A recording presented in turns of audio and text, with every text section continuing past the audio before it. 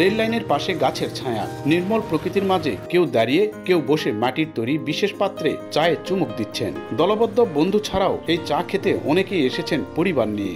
দুপুর পর থেকে এই চায়ের স্বাদ নিতে নানা শ্রেণী পেশার মানুষের এখানে বাড়তে থাকে জটলা।